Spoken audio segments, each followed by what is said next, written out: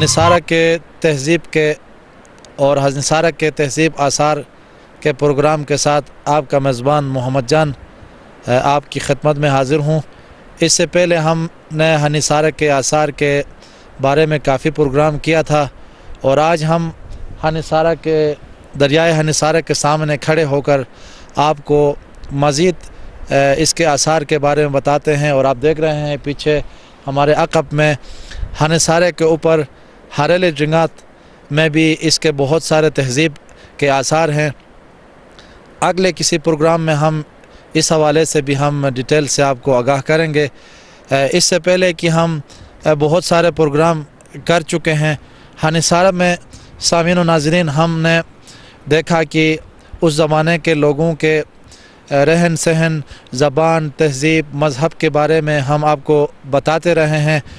और आज के प्रोग्राम में भी हम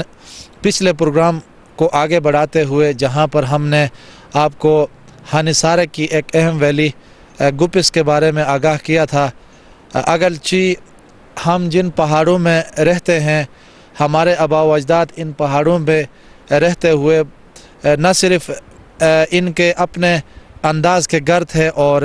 न सिर्फ़ उनकी रहाइश का अपना एक अंदाज़ था, उनके अपने रवैये थे, बल्कि गिलगित बल्तिस्तान का कोई घर, कोई पहाड़ ऐसा नहीं है जिसके बारे में कोई ना कोई वाक़या या कोई ना कोई रवायत मंसूब ना हो। लिहाजा गिलगित बल्तिस्तान में जितने भी गाँव हैं उन तमाम गाँव में जो भी पहाड़ हैं उनसे मंसूब बहुत सारे रवायात मिलते हैं जिनके बारे में हम आगाह कर चुके हैं। हमारे सामने जो है यक्षने का बुद्धा है जिसके बारे में आप जानते हैं और किसी दिन हम इसके बारे में बात करेंगे। तो सामने नाजरीन, हम गज़र में वादी गुपिस में हमरदास के ऊपर हमने चरतोई दरवाज़े के बारे में अपने पिछले प्रोग्राम में आपको बताया था। आज हम उसी सीक्वेंस को आगे बढ़ाते हुए आपको बताते हैं कि वहाँ के मुकामी बुज़ुर्ग कहते हैं कि यहाँ से जो दो बहनें और एक भाई गुपिस के वादी में दाखिल हुए थे तो वहाँ के लोगों ने उनके साथ अच्छा सलूक नहीं किया, तो उनमें से एक बहन जो है आगे चरतोई के दरवाज़े के ऊपर चली गई, जिसके बारे में हम पिछले आपको बता चुके हैं। और एक बहन जो है आगे यासीन की वादी की तरफ गई। और आप देखते हैं कि चाइना पुल से आगे जब आप यासीन वैली में इन हो जाते हैं तो नूह के मुकाम पर एक ज़ियारत है, वहाँ पर बिल्कुल सरे राह रोड के साथ ही एक ज़ियारत है जिसके बारे में कहा जाता है कि वो बुज़ुर्ग वहाँ पर गई और लोगों ने उसके साथ भी सही सलूक नहीं किया। वो अजनबियत की वजह से उससे सही रवैया अख्तियार नहीं किया, तो एक चट्टान के ऊपर, एक छोटे से पत्थर के ऊपर गई तो वो पत्थर शक हो गया और वो वहाँ पर जो है गायब हो गई है। उसके बाद मुकामी लोग उस जगह को ज़ियारत समझते हैं और अब जब भी यहाँ से लोग जाते हैं उस जगह पर नियाज़ और सदक़े का मुज़ाहिरा करते हैं। सदक़ा दिए बग़ैर मुकामी लोग वहाँ से नहीं गुज़रते हैं।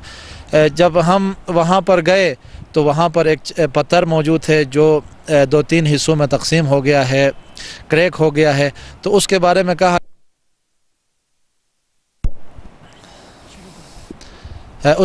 कहा जाता है कि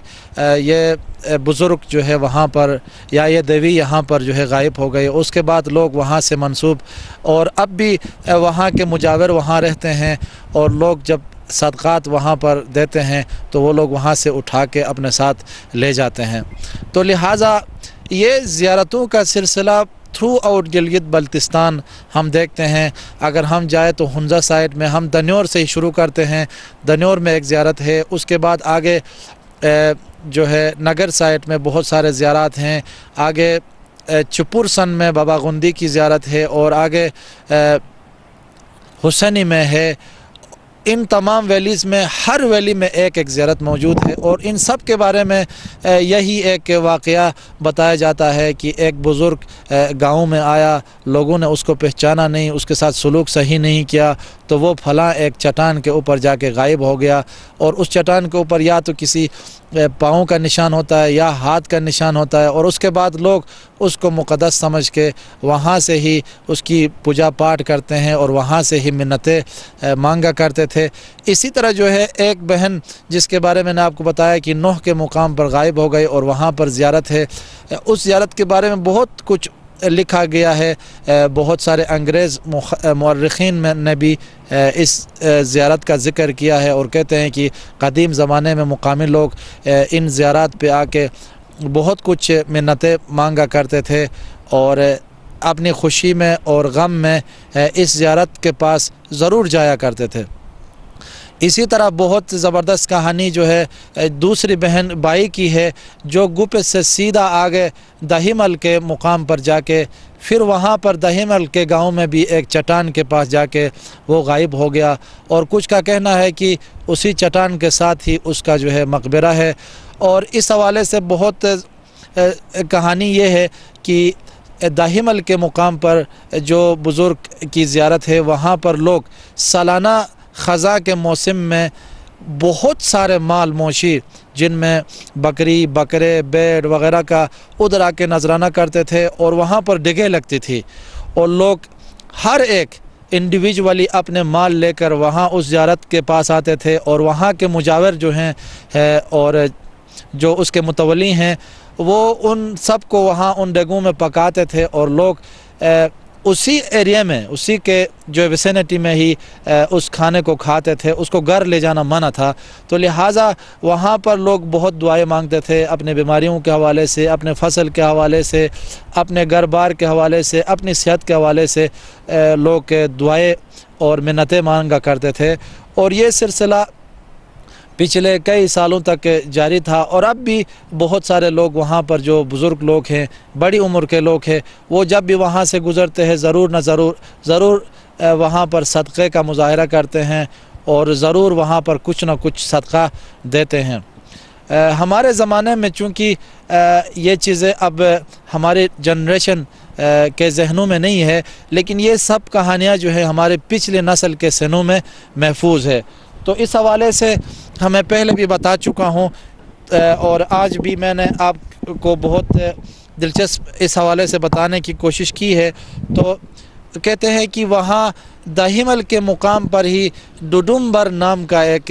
نالہ ہے آگے، وہاں پر لوگ کیا کرتے تھے، وہاں پر کہتے ہیں کہ ایک بزرگ دادی اس ڈڈمبر کے ویلی میں رہا کرتی تھی، تو سارے لوگ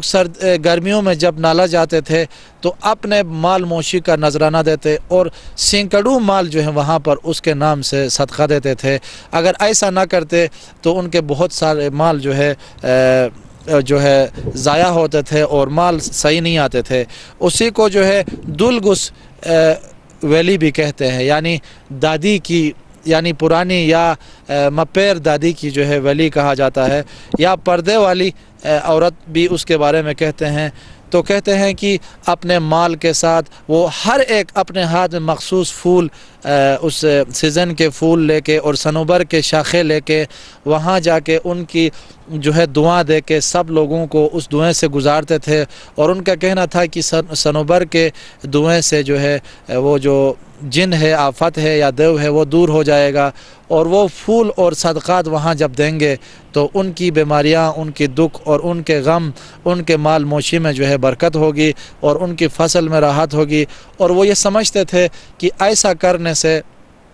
پورا سال جو ہے خوشحالی کا ہوگا۔ اور وہ وہاں پر دواتھون نام کی ایک جگہ ہے، وہ سارے لوگ وہاں پر جمع ہوتے تھے اور سب مل کر اسی زیارت اور آگے اس ویلی میں جا کے دعائیں مانگتے تھے اپنی شانتی کے لیے، اپنی سلامتی کے لیے، اور علاقے کی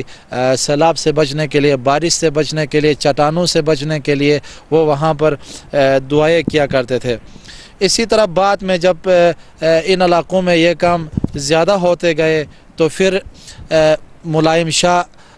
نام کے ایک پیر نے آ کے لوگوں کو اس کے بارے میں آگاہ کیا اور کہا کہ یہ جو ہے پچھلے زمانے اور پچھلے تہذیب کے آثار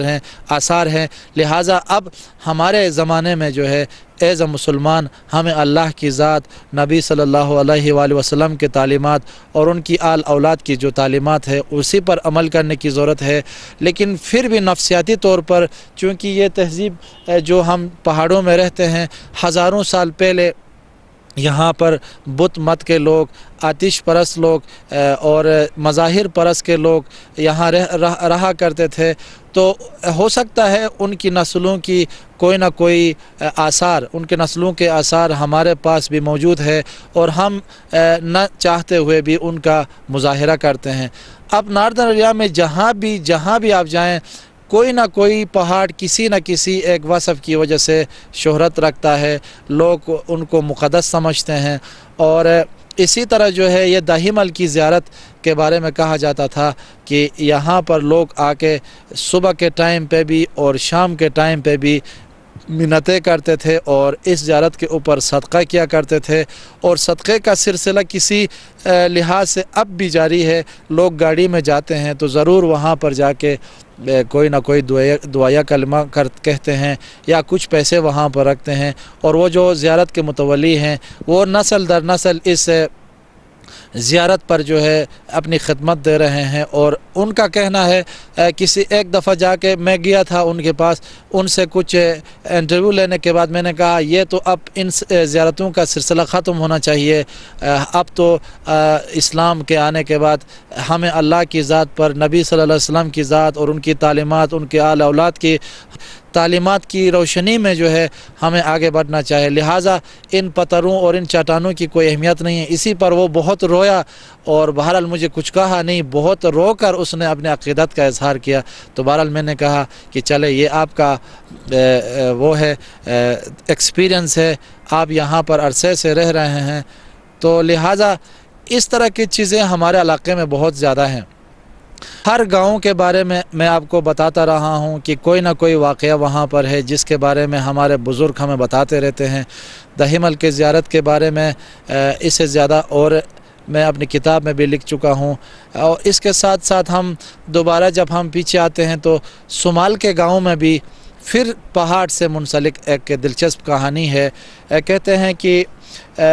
راؤشن کے گاؤں میں بھی دوسرے گاؤں کی طرح ایک مشہور روایت ہے کہ اس کے سامنے پہاڑی پر ایک چھوٹا سا غار ہے، اور جسے مقامی لوگ بزرگ دادی کا غار یا اس دیوی کی جو ہے زیارت کہتے ہیں۔ اور ان کے بارے میں کہا جاتا ہے کہ قدیم زمانے میں ایک دادی اس گاؤں میں آ گئی، لوگوں کے ساتھ گل مل گئی، لیکن لوگوں نے اس کے ساتھ کوئی صحیح سلوک نہیں کیا، اس کو پہچانا نہیں کہ یہ بزرگ ہے، تو وہ ناراض ہو گئی اور اس سامنے غار کی طرف اس میں تشریف لے گئی، اور غار میں جا کے وہ غائب ہو گئی اور وہاں رہا کرتی تھی۔ اور ان کا کہنا ہے کہ اس کے بعد لوگوں میں خوف طاری ہو گیا، وہاں کے فصل خراب ہو گئے، مال مویشی مرنے لگے، کچھ اموات واقع ہو گئی، جس کے بعد لوگوں نے کہا کہ اس بزرگ کو ہم نے ناراض کرایا، جس کی وجہ سے وہ سامنے پہاڑی کے غار میں جو ہے چھپ گئے ہیں یا غائب ہو گئے ہیں۔ اس کے بعد سے لوگ اس غار کی طرف کر کے اپنے مال مویشی کے صدقے دینے لگے، اچھے اچھے جو پھل فروٹ تھے، اچھے اچھے کھانے تھے، اسی کے نام سے بنایا کرتے تھے، جس کی وجہ سے ان کے گاؤں میں جو بیماریاں پھیلی تھی وہ ختم ہو گئی، ان کے جو فصل خراب ہو رہے تھے وہ دوبارہ ریکور ہو گئے، اور اسی طرح ان کے مال اچانک بیماریوں کا شکار ہوتے تھے اور مر جاتے تھے وہ بھی ٹھیک ہونے لگے۔ تو کہتے ہیں کہ بعض لوگوں پر جن بت اور پریوں کا اثر ہونے لگا تھا، جب انہوں نے وہاں صدقہ دینا شروع کر دیا تو وہ دیوی خوش ہوتی گئی، اور ان کے جو صدقے اور جو بیماریاں تھیں یا مصیبتیں تھیں وہ جو ہے ختم ہونے لگے۔ اور پھر کہتے ہیں کہ فصل میں جب بہتری آئی تو سالانہ جو ہے اس دادی کیا اس زیارت کے نام پہ لوگ جو ہے مجلسیں منانے لگے، جس پہ وہ آ کے نیاز کا بندوبست کرتے تھے، صدقات کا بندوبست کرتے تھے، اور اس زمانے میں کے مطابق جو ہے وہ اپنے دعائیں پڑھا کرتے تھے۔ اور لوگ کہتے ہیں کہ پرانے زمانے میں وہ بزرگ دادی جو ہے سفید لباس میں نمودار ہوتی تھی، اور ہر سال جمعہ کے دن وہاں پر جو ہے ایک مال کی قربانی دی جاتی تھی جس سے وہ خوش ہو جاتی تھی۔ کہا جاتا ہے، ماہرین کہتے ہیں کہ چونکہ اس علاقے میں پہلے قدیم زمانے میں بدھسٹ تہذیب کے لوگ، ہندو تہذیب کے لوگ، یا مظاہر پرست لوگ رہا کرتے تھے، تو ان کے آثار کی موجودگی میں جو بھی لوگ آتے تھے، مقامی لوگ، ان کی بزرگی کے بارے میں، ان کی عظمت کے بارے میں، ان کی بڑائی کے بارے میں بتاتے تھے، تو لوگ نہ چاہتے ہوئے بھی ان کے حلقے میں آتے تھے اور ان کی شہرت سے متاثر ہوتے تھے، اور وہ خود بھی جو ہے پچھلے لوگوں کی طرح جو ہے وہ بھی عقیدت کا اظہار کرتے تھے، اور جو پہلے سے رسومات آتی تھی بعض اوقات ان میں شدت پیدا ہوتی تھی اور لوگ خوشی کے ساتھ، بڑے مزے کے ساتھ ان میں شرکت کیا کرتے تھے۔ تو لہٰذا سامعین و ناظرین، یہ جو میں آپ کو حنصارہ کے آثار بتا رہا ہوں، یہ آثار نہیں ہیں، بلکہ پچھلے ہمارے نسلوں کے روزنما پریکٹسز کا حصہ تھے، جو اب ہمیں آثار معلوم ہوتے ہیں، کیونکہ پچھلے زمانوں میں جو ہے بزرگان دین کی ان علاقوں میں آمد نہیں تھی، اسلام کی یہاں پر تعلیمات نہیں تھی، تو پچھلے ادوار کے جو مذاہب تھے وہ طاقتور سے امیدیں وابستہ رکھتے تھے، کیونکہ ان کا کہنا تھا کہ طوفان سے، پریوں سے، بدھوں سے، آسیب اور جو سایہ ہے یا برائیاں ہیں ان سے بچنے کے لیے اس خوف سے امید کے یہ جو ذرائع تھے، اس وجہ سے وہ ان کو اہمیت دیتے تھے، اور جس کی وجہ سے لوگ ان پہاڑوں کو، ان چٹانوں کو یا مختلف زیارتوں کو اپنی نجات کے لیے نجات دہندہ سمجھ کر نجات کی تلاش کرتے ہوئے پرسنل سرچ کے لیے وہاں پر جاتے تھے، اور بعض اوقات نفسیاتی طور پر وہاں جب ان کو تسکین ملتی تھی تو وہ ہر جنریشن کو اپنی سکوت، اپنی تسکین بتاتے تھے، تو لوگ ان کے حلقے میں آتے تھے اور ان چیزوں کو وہ سیلیبریٹ کرتے تھے۔ جس طرح میں نے آپ کو بتایا کہ وادی گپس میں چرتوئی کے دروازے کے حوالے سے میں نے آپ کو بتایا، نوح کی زیارت کے حوالے سے آپ کے ساتھ میں نے ذکر کیا کچھ واقعات، اور ساتھ میں دہیمل کی زیارت کے بارے میں آپ کو بتا دیا۔ اس کے علاوہ اور بھی بہت سارے آثار اس ویلی میں ہیں جن کے بارے میں مقامی لوگوں کا کوئی نہ کوئی ان حوالوں سے روایات ہیں جن کا ذکر ہم اگلے پروگراموں میں ضرور آپ کے ساتھ کریں گے۔ تو سامعین و ناظرین، ہم حنصارہ کے آثار میں ہم کوشش کرتے ہیں کہ آپ کو حنصارہ کے قدیم روایات کے بارے میں آگاہ کریں، کہانی سنائیں۔ اگر آپ کے پاس بھی ان کہانیوں کے حوالے سے کوئی مواد ہے تو آپ اپنے بزرگوں سے ضرور پوچھا کریں، اپنے گھروں میں اپنے بزرگوں سے پوچھیں کہ پچھلے زمانے میں ہمارے گاؤں میں کون کون سے روایات مشہور تھے، اگر تھے تو وہ کس وجہ سے تھے۔ لہٰذا جتنے بھی سیاح قدیم زمانے میں آئے ہیں، چائنا کے مشہور سیاح فیان صاحب، اسر سے لنٹر، کارل مارکس یا دوسرے جو انگریز یہاں سے مورخین گزرے ہیں، ان لوگوں نے ان حوالوں سے کچھ کہانیاں لکھی ہیں، لیکن ڈیٹیل میں نہیں لکھا ہے۔ اسی طرح یہ سب کہانیاں ہمارے آباء و اجداد کے سینے میں محفوظ ہے۔ ہمیں چاہیے کہ ان کہانیوں کو ہم اپنی اگلی نسل تک پہنچائیں اور ان سے کہیں کہ آج ہم جس دین سے وابستہ ہیں یہ ایسے ہی ہمیں نہیں آئی، بلکہ ہمارے آباء و اجداد کے نے قربانیاں دی ہے، بزرگوں نے یہاں پہ آ کے بہت تکالیف اٹھائی ہے، بہت محنت کی ہے۔ ہر ایک بندے کو اس طرح کے سخت مضبوط عقیدوں سے باہر لانا کوئی آسان کام نہیں ہے، تو لہٰذا پیروں نے، دائیوں نے، شیخوں نے اور بزرگوں نے ان علاقوں میں بڑی محنت کر کے، درویشی اختیار کر کے ایک ایک فرد کو دین اسلام کے بارے میں بتا کر بڑی مشکل سے اس دین اسلام کے جھنڈے گاڑ دیے ہیں۔ ہمیں امید ہے کہ ہماری نسل جب یہ کہانیاں سنے گی تو ان کو پتہ ہوگا کہ ہماری نسل، قدیم نسل سے ہی ہم اسی طرح نہیں تھے، بلکہ بہت سی قربانیوں اور بہت سے مراحل کے بعد اب ہم اس ایج میں آئے ہیں۔ تو لہٰذا ہمیں اس دور کے وسائل کا شکر ادا کرنا چاہیے۔ اللہ تعالیٰ نے اب شعور دیا ہے، ہمیں علم سے نوازا ہے، ہمیں پچھلے جو غربت تھی، پچھلی جہالت تھی، ہم اسی طرح جو ہے چٹانوں، بدھوں، پتہ نہیں کیا کیا چیزوں کی عبادت بندگی کیا کرتے تھے، ان سب سے نکال کے اب ہمیں نور کی طرح لایا گیا ہے، اب ہمیں دین اسلام کی روشنی میں لایا گیا ہے۔ تو اب ہمیں ان چیزوں سے نہ صرف دور رہنا چاہیے بلکہ ان کی حقیقت کو بھی سمجھنا چاہیے۔ ہمیں امید ہے کہ ہمارے ناظرین اس طرح کے کہانیوں کو انجوائے کریں گے، اور ہمیں فیڈ بیک دینے کے لیے اسکرین پر ہمارے نمبر ہے۔ انشاءاللہ ہم اگلے پروگرام میں غزر کے اور زیارات کے بارے میں، تہذیب کے بارے میں، ہسٹری کے بارے میں ہم بتا دیں گے۔ ہم اگلے پروگرام میں وادی اشکومن میں ایمت کے مقام پر ایک زیارت ہے، اور ساتھ غوٹولتی کے مقام پر ایک زیارت ہے۔ دائن میں کچھ قدیم آثار ہیں، ان کو لے کر آپ کی خدمت میں آئیں گے۔ ہمیں امید ہے کہ آپ ہمارے پروگرام کو انجوائے کر رہے ہوں گے۔ اسی کے ساتھ حنصارہ تہذیب کے آثار کے میزبان محمد جان کو اجازت دیجیے۔ اللہ حافظ۔